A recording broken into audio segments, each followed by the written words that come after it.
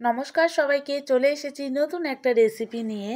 আশা করছি আমার এই রেসিপিটা তোমাদের ভীষণই পছন্দ হবে।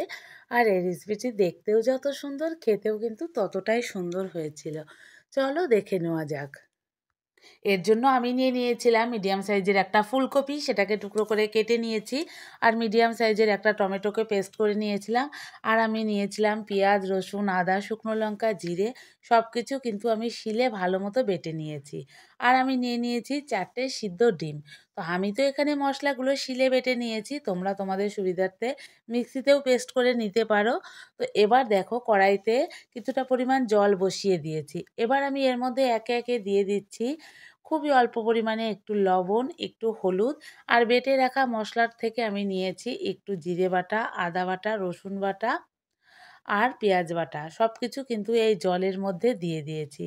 দিয়ে জলটাকে আমি পলক ওঠা অবধি একটু রেখে দেব। তো দেখো, পলক ওঠার পরে কিন্তু আমি টুকরো করে কেটে রাখা কপিগুলো এর মধ্যে দিয়ে দিচ্ছি। কপির টুকরোগুলো দেওয়ার পরে কিন্তু 6 থেকে 7 মিনিট এটাকে আমি কিছুক্ষণ হতে দেব। তো দেখো, কিছুক্ষণ পরে কিন্তু এটার কালার অনেকটাই চেঞ্জ হয়ে গেছে।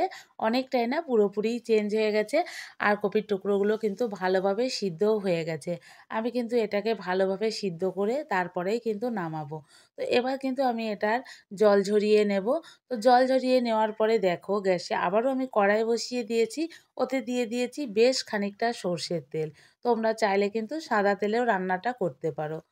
তেলটা গরম হতে হতে আমি কিন্তু ওই সিদ্ধ করে রাখা ডিম 4টে মাঝখান থেকে ফেড়ে এতে কিন্তু একটু লবণ, একটু হলুদ খুব আলতো হাতে ভালো করে মেখে নিয়েছি, যাতে কুসুমগুলো বেরিয়ে না যায়। এবার তেলটাকে একটু ভালো মতো গরম করে নেওয়ার পরে একে একে ডিমের টুকরোগুলো কিন্তু ওই তেলের মধ্যে দিয়ে দিচ্ছি। তো আমি কিন্তু কুসুম যেদিকে সেদিকে কিন্তু তেলের মধ্যে দিচ্ছি, আর অন্য সাইডটা কিন্তু ওপর দিকে রাখছি। কুসুমটা যদি আমি ওপরের দিকে রাখি তাহলে কিন্তু ডিম থেকে কুসুমটা বেরিয়ে আসবে। সেই কারণে তেলের মধ্যেই কিন্তু আমি কুসুমের সাইডটা দিয়েছি। দিয়ে একটু ভালো করে ভেজে নেব। তেলের মধ্যে একইভাবেই কিন্তু ডিমটা দিতে হবে। তা না হলে প্রত্যেকটা কুসুম কিন্তু ডিমের গা থেকে ছাড়িয়ে আসবে। আর তেলটাকেও ভালো করে একটু গরম করে নিতে হবে। তো যাই হোক, এখানে ডিমগুলোকে আমি একটু ভালো মতোই কিন্তু ভেজে নিয়েছি। তো উল্টে পাল্টে একটু নাড়াচাড়ার পরে ডিমটা যে দেখলাম ভালো করে একটু ভাজা হয়ে গেছে, এবার কিন্তু আমি এগুলোকে তুলে দেব। তো আমি এগুলো তোলার পরে কাছ থেকে তোমাদেরকে দেখাচ্ছি, তাহলে তোমরা বুঝতে পারবে কীরকম কি ভেজেছি। তো দেখো, দেখেই অনেকটাই বোঝা যাচ্ছে কিন্তু কতটা ভেজেছি। তো এই দেখো, আমি কিন্তু ডিমটাকে একটু ভালো করেই ভেজে নিয়েছি। এইভাবে ভেজে নিলে কুসুম কিন্তু বেরোবে না। তো এবার আমি ওই তেলের মধ্যেই কিন্তু দিয়ে দেব জল ঝরিয়ে রাখা ফুলকপির টুকরোগুলো। দিয়ে আমি একটু ভালো করে ভেজে নেব। যেহেতু আমি তেলের পরিমাণ প্রথমেই বেশি দিয়ে দিয়েছিলাম, একবারে ওই তেলেই কিন্তু আমি ভেজে নিচ্ছি। আর কপির মধ্যে তো লবণ, হলুদ সব কিছু দেওয়াই ছিল আগে থেকে। এখন আর কোনো মশলা কিন্তু আমি অ্যাড করব না। শুধু ফুলকপিটা তেলে একটু ভেজে নেব ভালো করে। তো বন্ধুরা, এই শীতেই কিন্তু এই ফুলকপির এই রেসিপিটা তোমরা চাইলেই বাড়িতে তৈরি করতে পারো, যেহেতু ফুলকপি এখন সব সময় তোমাদের হাতে নাগালের কাছেই থাকবে। তো একবার হলেও রেসিপিটা তৈরি করে খেয়ে দেখো, ভীষণই ভালো লাগবে তোমাদের। তো দেখো, ফুলকপিগুলো কিন্তু ভাজা হয়ে গেছে। ওই কড়াইতেই কিন্তু আমি আরেকটু তেল দিয়ে দিলাম। তো সব কিছু ভাজতে ভাজতে কড়াইয়ের মধ্যে কিন্তু তেলের একটা দাগ পড়ে গেছে। তো তোমরা যারা রান্না করো তারা এই ব্যাপারগুলো বুঝবে। তো তেলটা গরম হওয়ার পরে ওর মধ্যে ফোড়নে আমি গোটা জিরে, তেজপাতা, শুকনো লঙ্কা দিয়ে দিয়েছি। এবার আমি একে একে সমস্ত বেটে রাখা মশলা এখানে দিয়ে দেব। তো সবার প্রথমে আমি এর মধ্যে দিয়ে দিলাম পেঁয়াজ বাটা। এবার আমি এর মধ্যে একে একে রসুন বাটা, আদা বাটা, জিরে বাটা, শুকনো লঙ্কা বাটা সব কিছুই কিন্তু দিয়ে দেবো।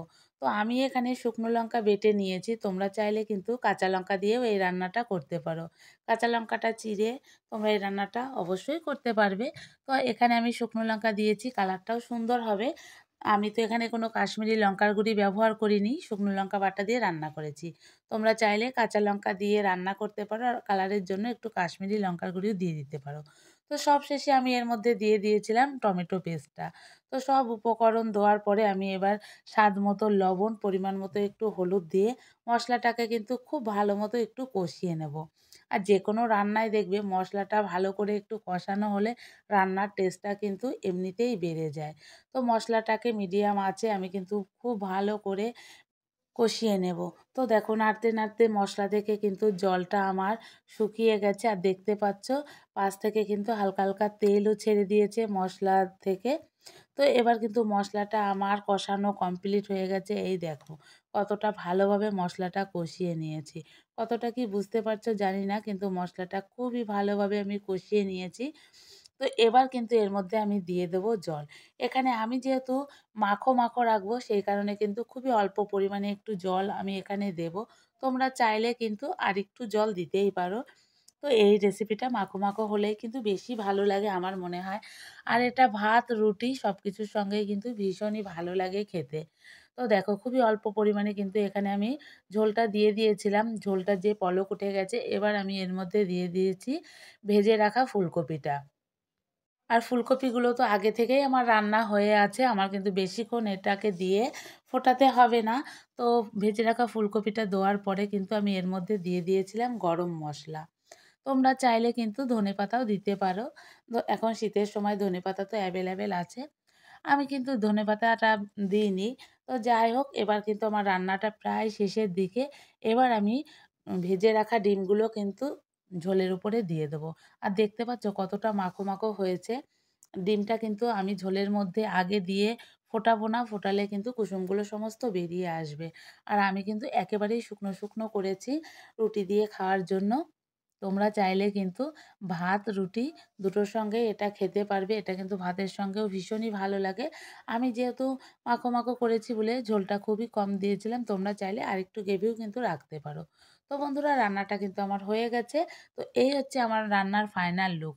তোমরাই জানিও রেসিপিটা কেমন লাগলো। ভালো লাগলে লাইক, কমেন্ট, শেয়ার করে আমার পাশে থেকো। চলো তাহলে আজকের মতো টাটা।